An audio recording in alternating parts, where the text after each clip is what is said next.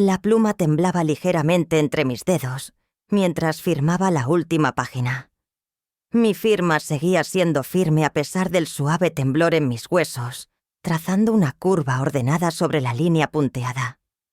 El notario, un hombre educado con traje azul marino que olía débilmente a loción. Y tinta, asintió, y comenzó a organizar los papeles. Miré a Thatcher esperando una palabra de agradecimiento, quizás una sonrisa cansada. En cambio, él permaneció de pie con los brazos cruzados, la mandíbula tensa. «Gracias», dijo de forma plana. «Ya puedes irte. No te necesito más». Las palabras cayeron de su boca como piedras afiladas, pesadas, definitivas. Mis oídos zumbaban.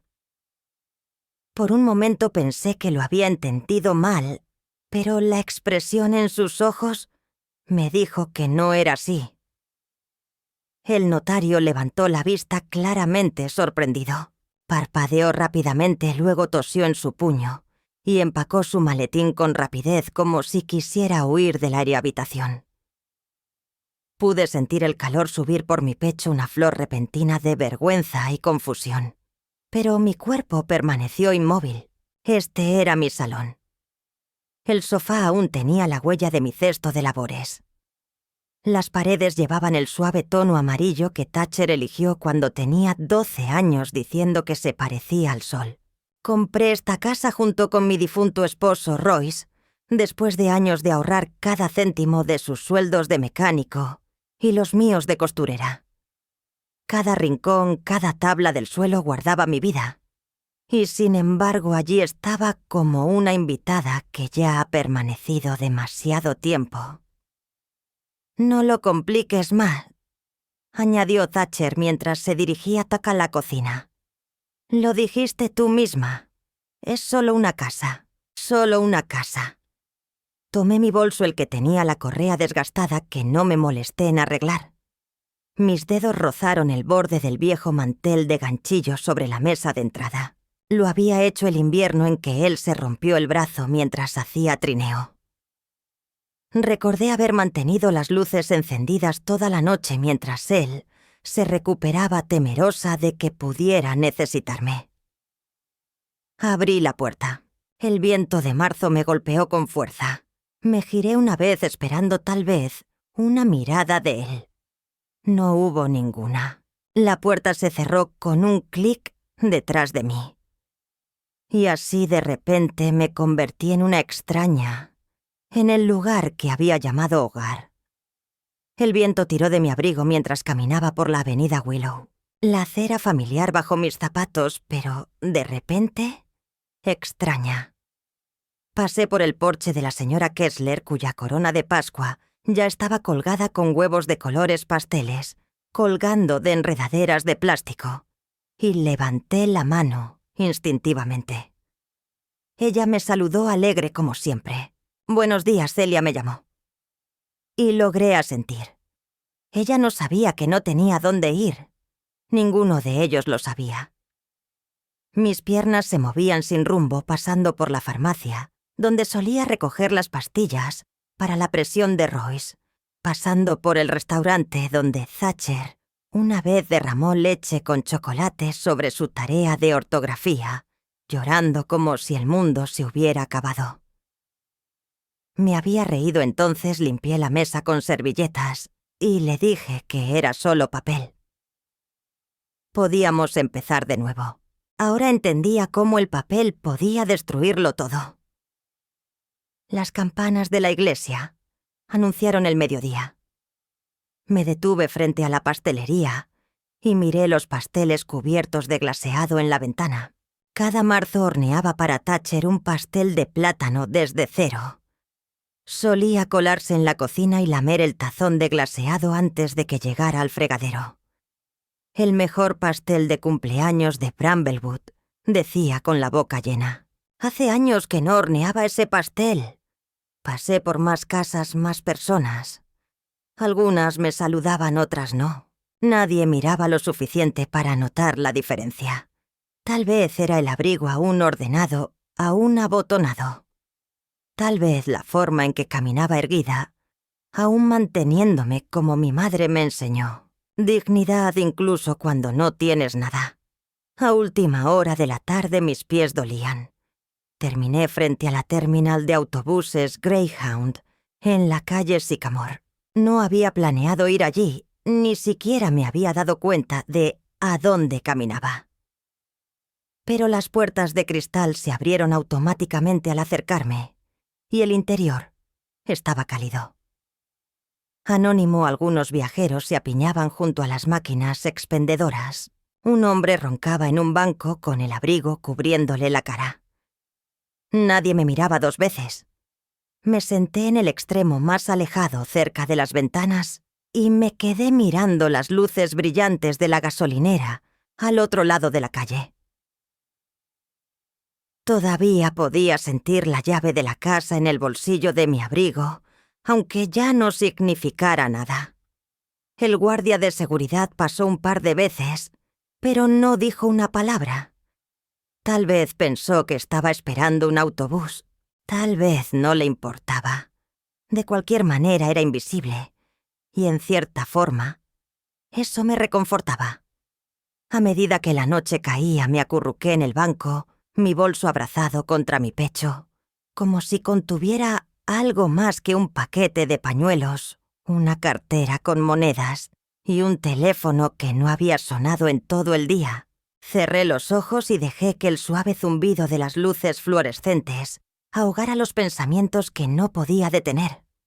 En algún lugar a solo unas calles de distancia, Thatcher probablemente estaba apagando las mismas luces que dejaba encendidas todas las noches durante 30 años, y yo ya no era alguien a quien las encendieran de nuevo. El frío había calado en mis rodillas para cuando amaneció. Desperté con el bajo ruido de una máquina expendedora siendo recargada y el raspar del agua de un trapeador deslizándose por el suelo de baldosas. Me dolía el cuello por la postura incómoda contra el banco. Me senté despacio frotándome las manos tratando de despejar la niebla que cubría mi mente. No había dormido realmente solo. Me había deslizado entre momentos de consciencia, mientras la noche murmuraba a mi alrededor. Aún estaba ajustando mi abrigo cuando escuché mi nombre: abuela. Miré hacia arriba y por un instante pensé que estaba soñando. Maribel estaba cerca de la taquilla, una mochila colgada sobre un hombro, sus cejas fruncidas en una expresión de confusión. ChatGPT Jan Noy. Parecía mucho mayor que los 16 años que tenía en ese momento. Su boca tensa y sus ojos agudos lo dejaban claro. Su mirada recorrió mi cuerpo deteniéndose en mi abrigo arrugado y mis zapatos aún mojados por la lluvia de la noche anterior. Abuela repitió esta vez en un susurro acercándose a mí. ¿Qué haces aquí? Abrí la boca, pero las palabras no salieron. Mi garganta se apretó.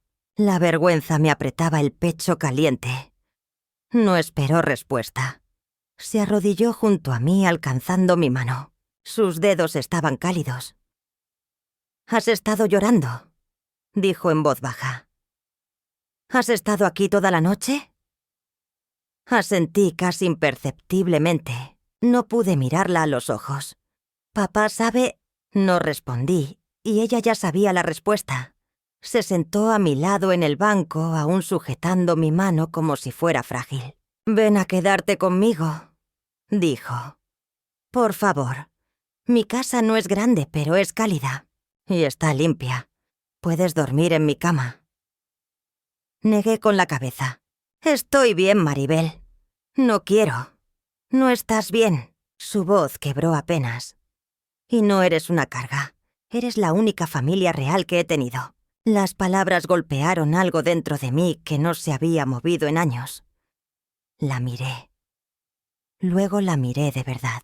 Tenía la barbilla de Royce, la nariz de mi madre, y unos ojos que de alguna manera contenían todo lo que alguna vez creí que el amor debería sentir. Asentí. Ella sonrió un poco. Luego se levantó y me rodeó con su brazo, ayudándome a ponerme de pie como si lo hubiera hecho cientos de veces. Su coche estaba estacionado al otro lado del aparcamiento. Era pequeño viejo, y la puerta del pasajero se atascaba antes de cerrarse por completo. Chatipiti, ya, noi. Arrancó el motor y subió la calefacción al máximo. Me recosté dejando que el aire cálido me envolviera el rostro, observando cómo la estación se desvanecía a través del cristal empañado mientras nos alejábamos. No era mi hogar, pero tampoco era la calle. Maribel no me presionó por detalles aquella primera noche. Me dio una toalla, me dejó ducharme y dejó un par de sus pantalones de chándal y una vieja sudadera universitaria sobre el lavabo. Todo olía tenuemente a lavanda. El sofá en su salón se hundía en el medio, pero estaba cálido, y esa noche era mío. Preparó un sándwich de queso a la parrilla con sopa de tomate, y no dijo nada cuando apenas toqué el mío. Por la mañana me ofreció una taza de café, y se sentó a mi lado con las piernas cruzadas bajo ella como una niña de nuevo. «Creo que deberíamos hablar con alguien», dijo con la mirada fija. «Un abogado». Miré hacia el borde de mi taza girándola lentamente entre mis manos. «No tiene sentido». Él me hizo firmar la escritura.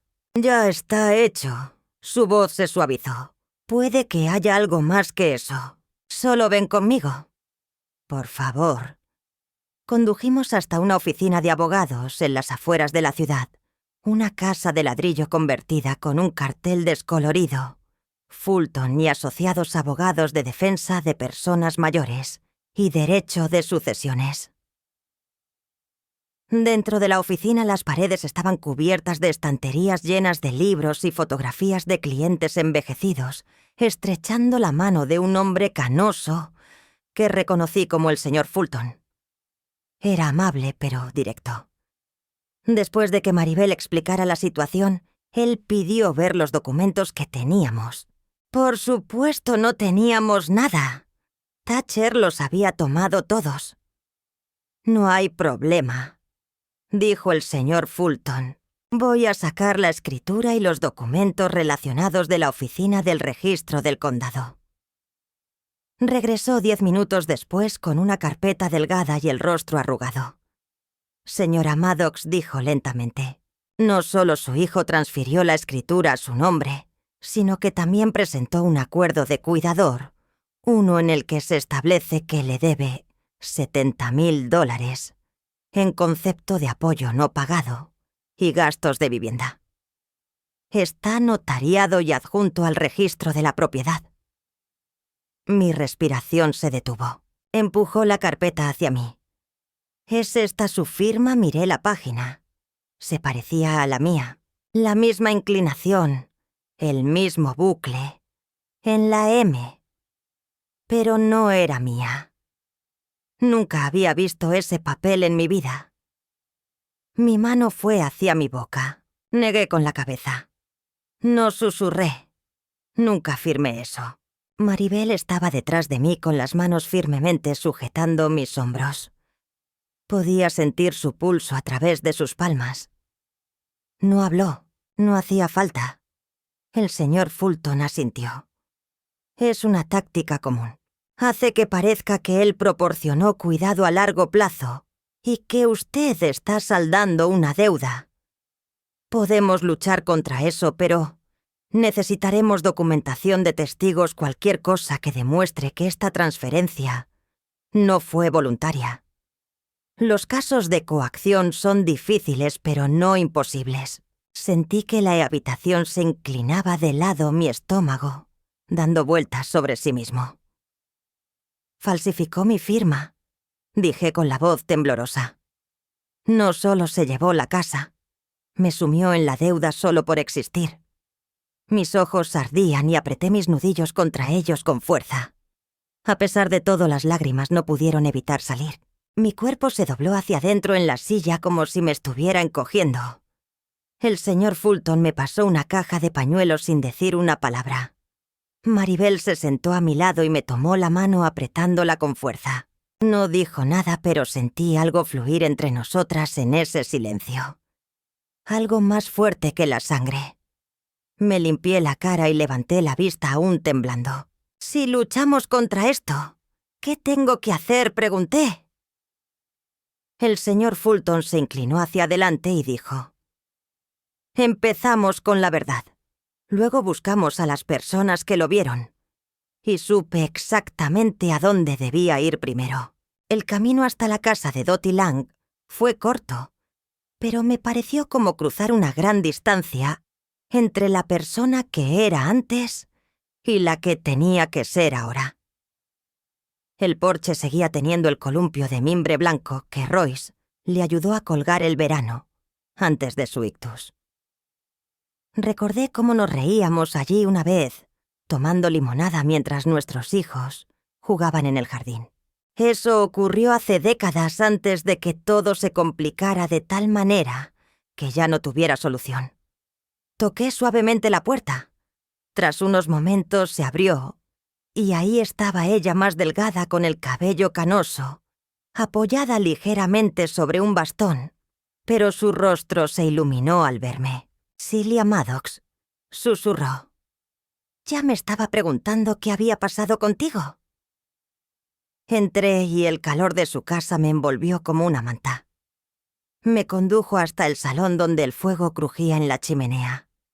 El cojín aún olía a canela como siempre lo había hecho. No sabía por dónde empezar, así que no intenté adornarlo. Thatcher se quedó con la casa, me hizo firmar la escritura y luego Feaz me echó. Dottie no parpadeó. Se acomodó en su silla y asintió lentamente como si ya supiera que esto iba a suceder. «Te vi gritarle la pasada Navidad», dijo, a través de la ventana de la cocina, y cómo él cerró la puerta del coche con fuerza y arrancó con furia ese día. «No le diste dinero para algo y yo sabía que algo no iba bien». Su voz era firme, pero tenía una dureza que no había escuchado antes. «Siempre me pregunté cómo podías quedarte tan callada», continuó. «Estabas tan orgullosa de él, incluso cuando dejó de venir, incluso cuando te obligó a cancelar el grupo de costura, porque no le gustaban los extraños en la casa». Mi garganta se apretó. No me había dado cuenta de cuán evidente era todo lo ruidoso que podía ser el silencio. «Te aisló Celia», dijo inclinándose hacia adelante poco a poco. «Y tú lo dejaste». «Pensé que estaba ayudando», respondí. «Pensé que tal vez pasaría». «No lo hizo», respondió ella, «pero ahora puedo ayudar. Testificaré, así que estaremos listos para el siguiente paso». Y el señor Klein, todos lo vimos, aunque no dijimos nada en su momento. Algo cambió dentro de mí, no exactamente fuerza, sino tal vez el lugar donde comienza la fuerza. Esa misma noche en el apartamento de Mary Bell, me entregó un cuaderno encuadernado en cuero que había comprado en la librería de la facultad. «Empecemos a escribir todo esto», dijo. «Fechas, momentos. Cosas que recuerdas todo». Abrí la portada y miré la primera página en blanco. Mi mano quedó suspendida sobre ella dudando. Entonces, escribí, él comenzó a llamarme ella, en lugar de mamá, el año en que Royce murió. Mary Bell observaba en silencio desde la mesa de la cocina. Continué escribiendo una frase, luego otra. Las palabras llegaron despacio, pero llegaron. Para cuando el sol se ocultó tras los tejados había llenado 3 páginas y supe que era el momento de pronunciar esas palabras en voz alta. El tribunal olía a papel viejo y a cera con aroma a limón. Me senté junto al señor Fulton en la mesa del demandante, las manos apretadas en mi regazo. Mary Bell se sentó directamente detrás de mí, su presencia firme y callada. Podía sentir su mirada en mí todo el tiempo, como si solo sus ojos me mantuvieran a flote, evitando que me hundiera. Thatcher se veía impecable en su traje planchado y sus zapatos de cuero. Ni siquiera me miró una sola vez. Cuando subió al estrado habló con soltura, como si estuviera contando una vieja historia que había ensayado 100 veces. Mi madre siempre ha tenido problemas con el control. Comenzó su voz suave. Le ha costado dejarme vivir mi vida. La casa que ella quería que yo heredara decía que confiaba en mí. No forcé nada. Y en cuanto al acuerdo con el cuidador, fue ella quien lo propuso. Dijo que lo hacía más limpio por razones fiscales. Hizo una pausa fingiendo emoción. Durante años la he mantenido, he pagado sus facturas. Nunca lo agradeció. Todo esto es solo un castigo por haber dejado mi hogar y construir una vida propia. El juez asintió con la cabeza anotando algo en su cuaderno. Luego me tocó a mí. Mi garganta estaba seca antes de que pudiera decir una palabra. Crié a mi hijo sola después de la muerte de mi esposo. Le dije, mi voz temblando. Trabajé en 2 empleos. Renuncié al sueño, renuncié a todo para que él no tuviera que luchar. Firmé la escritura porque él dijo que solo era un trámite para un préstamo. No sabía que estaba firmando mi vida. El señor Fulton me pidió que describiera cómo me trataba Thatcher en los últimos años, qué decía que controlaba, cómo me aislaba de mis amigos, de mí misma. Dejé de invitar gente a casa porque él decía que me avergonzaba, le respondí. Me hizo sentir que le debía todo por cada comida que comía en mi propia cocina. No lloré. Quise hacerlo, pero no lo hice. Luego Dottie Lang subió al estrado. Su bastón tocaba el suelo mientras avanzaba. Todos lo vimos, dijo a la corte los gritos. La manera en que él le daba órdenes como si fuera una sirvienta. Dejó de venir al club de bordado. Y cuando le pregunté por qué solo miraba hacia abajo, otros vecinos siguieron a Barb, el señor Klein, incluso el cartero. Poco a poco construyeron una imagen de algo que yo no sabía que era tan evidente. El juez suspendió la sesión por casi 1 hora. Cuando regresó se le veía cansado pero firme. La transferencia de la escritura se mantiene, dijo. Pero el documento de la deuda del cuidador muestra inconsistencias preocupantes. Dada la declaración sobre coacción y las pruebas circunstanciales, ordeno que, como restitución, el señor Maddox pague a la señora Maddox el 50% del valor tasado de la vivienda y cubra todos los costos legales. ChatGPT Jan Noy. Thatcher. Permaneció inmóvil sin cambiar su expresión. No me miró a mí, ni a Maribel. Tomó su abrigo, asintió una vez hacia su abogado y salió. No sentí que había ganado. No exactamente, pero sí experimenté algo diferente. Algo cercano al espacio, al aire, volviendo a llenar el ambiente, como si por fin pudiera respirar, como si tuviera espacio suficiente para empezar de nuevo. Fue justo después del atardecer cuando escuché el golpe. Al principio suave, luego más fuerte, más urgente. Maribel estaba en la biblioteca del campus y yo había estado doblando la última prenda de ropa cuando lo oí. Algo en el ritmo del golpe hizo que mis manos se detuvieran en seco. Abrí la puerta lentamente. Allí estaba Thatcher en el umbral con los hombros caídos, los ojos rojos e hinchados. Su ropa arrugada y una extraña desolación en su rostro que nunca había visto antes. Parecía un hombre que ya no tenía dónde ir. Lo perdí todo, dijo con voz áspera. Necesito tu ayuda. El viento llevó su voz a través del estrecho pasillo. Durante un instante no respondí. Solo lo miré. Al hombre que había criado. Al hombre que de niño se aferraba a mi pierna cuando temía los truenos, al que llamaba desde la universidad, cuando su corazón se rompió por primera vez. Al mismo hombre que firmó mi nombre en una mentira y me cerró las puertas de mi propia vida. No pensé que llegaría tan lejos, dijo con la voz quebrada. Pensé, no sé lo que pensé. Pensaste que me quedaría callada como siempre, le respondí. Sus ojos se volvieron a llenar de lágrimas y miró al felpudo de la entrada como si pudiera encontrar allí una respuesta en el tejido. «Sé que me equivoqué», susurró, «pero sigo siendo tu hijo». Sentí un dolor profundo en el pecho, pero no dejé que se notara. «Me erguí.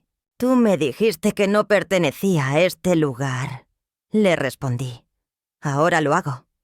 Solo que ya no es contigo». Él levantó la vista sorprendido. Había algo parecido al pánico cruzando su rostro, pero no se quedaba en el mismo lugar de antes. «Ya no». Cerré la puerta con suavidad, no por ira, sino por paz. El apartamento se veía diferente al final de esa semana. No más grande, seguía siendo el mismo par de habitaciones pequeñas con los zócalos rayados y el refrigerador zumbando incesantemente, pero algo más cálido. Maribel y yo movimos el sofá para que diera al ventanal. Compramos 2 plantas de tomate en el mercado y las pusimos en macetas de barro desparejas sobre el alféizar. El sol las iluminaba justo como en la cocina de antes, solo que esta vez la luz parecía ser mía. Colgamos una cadena de fotos sobre la mesa del comedor. Algunas de Roy y mías, otras de Maribel, de bebé. Una de los 3 en el desfile del 4 de julio, cuando ella tenía 10 años. Su cara pintada con estrellas brillantes. Mi brazo colgado torpemente sobre sus hombros, los 2 entrecerrando los ojos contra la luz. En esa foto ella se veía tan parecida a su madre a esa edad, pero los ojos de Maribel guardaban algo más, algo que nunca dejaba de mirar cuando las cosas se ponían difíciles. Una noche, mientras estudiaba en el mostrador de la cocina, saqué el diario que me había dado y lo abrí en una página nueva. Me senté en silencio un momento, solo escuchando el sonido de su bolígrafo, tocando ligeramente su libro de texto y el leve zumbido del tráfico fuera de la ventana. Entonces comencé a escribir. No perdí mi casa. Me deshice de ella. Lo que guardé fue mío, mi voz. Subrayé esas últimas 3 palabras, mi voz. Durante la mayor parte de mi vida no supe que tenía derecho a usarla para mí misma. Maribel se acercó y lo leyó en silencio. Luego me rodeó con sus brazos desde atrás su barbilla, descansando suavemente en mi hombro. «Me diste una familia», dijo. «Yo solo te la devuelvo». Cerré el diario y sostuve sus manos donde descansaban sobre mi pecho. Mi corazón se sentía firme por primera vez, en meses, no lleno ni ligero, pero firme como si supiera dónde vivía ahora. Más tarde me quedé frente a la ventana observando cómo la última luz del día caía sobre los techos de los edificios. Los tomates brillaban rojos contra el cristal, como si hubieran estado esperando madurar hasta saber que estaban a salvo. Mi reflejo me miraba desde el cristal serena, con los ojos suaves sin ocultarme.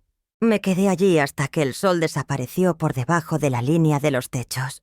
Y por primera vez en mucho tiempo, no sentí que era alguien esperando ser vista.